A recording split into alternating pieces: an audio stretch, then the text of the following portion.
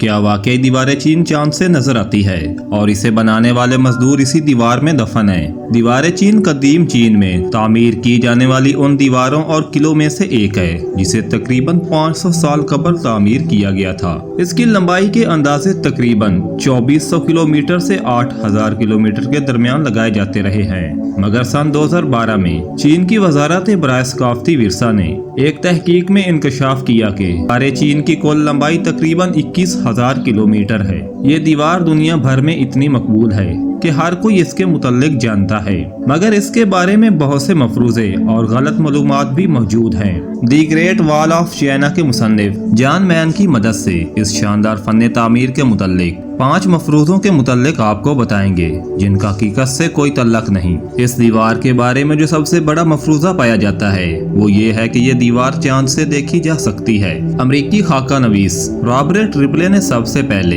इस मफरूज़े को आम किया था कि दीवार चीन चांद से भी नजर आती है। अपनी एक फिल्म वैल्यू इट और नॉट में उन्होंने दीवार चीन को इंसान का सबसे ताकतवर काम करार देते हुए ये दावा किया था कि इसे चांद से भी इंसानी आंख की मदद से देखा जा सकता है। यकीनन ये दावा ठोस शवाहिद पर मबनी नहीं था, क्योंकि ये किसी भी इंसान के चांद पर जाने से 30 बरस कबल किया गया था।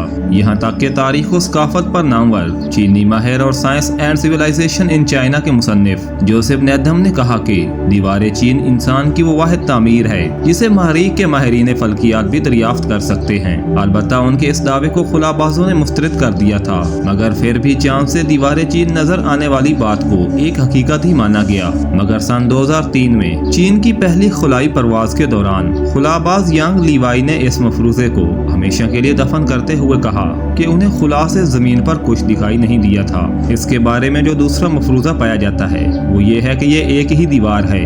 एक मफरूजा ये है कि ये एक तवील दीवार है, जबकि ऐसा नहीं है, क्योंकि इसके बहुत से हिस्से हैं और इनमें से बहुत कम इस शानदार तख्लीक से मुशाबत रखते हैं जिसका स्याह दौरा करते हैं। इसके वो हिस्से जिनकी अच्छे तरीके से देखभाल की गई है उन हिस्सों से जा मिलते हैं जो जंगलों और बियाबानों से गुजरता है और जहाँ पैदल चलने वालों को जाने की ममानत है।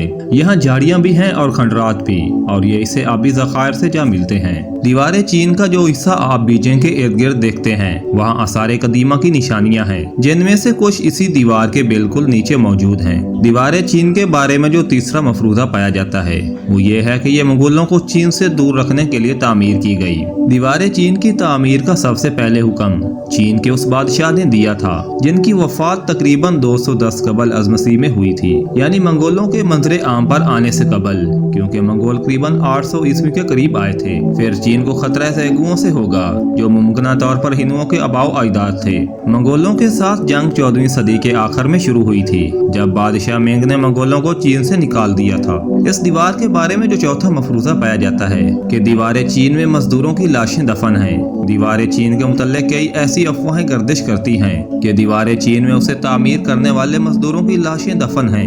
इन कहानियों ने गालबन हान बादशाहत के दौर के एक अहम मुअर्रिख सीमा कियान से जन्म लिया है, जिन्होंने अपने ही शहनशाह को अपने पेशरो सल्तनत को उनकी तौहीन करने पर तनकीद का निशाना बनाया। ताहम इस दीवार से कभी कोई इंसानी ढांचे या हड्डियां बरामद नहीं हुई और ना ही इसके कोई शवाहिद मिले हैं और ना ही इन अफवाहों का आसार कदीमा या पुरानी याददाश्तों में कोई जिक्र मिलता है। दीवार चीन के बारे में जो 5वां मफरूजा पाया जाता है वो ये है कि मार्को पोलो ने इसे देखा था। ये सच है कि मार्को पोलो ने कभी दीवार चीन का जिक्र नहीं किया और दीवार चीन का तज़किरा सिर्फ एक दलील के तौर पर इस्तेमाल किया कि वो कभी चीन नहीं गया था।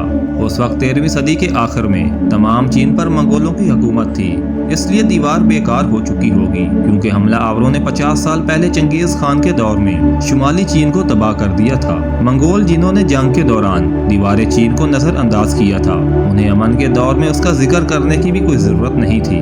मार्को पोलो ने यकीनन इसे बीजिंग से शंगडो में किबलाई खान के महल जाने के दौरान मुतअद्दिद मरतबा अबूर किया होगा, लेकिन उनके पास इनकी जानिब तवज्जो मरकूज करने की कोई वजह नहीं होगी। Thanks for watching and keep subscribing.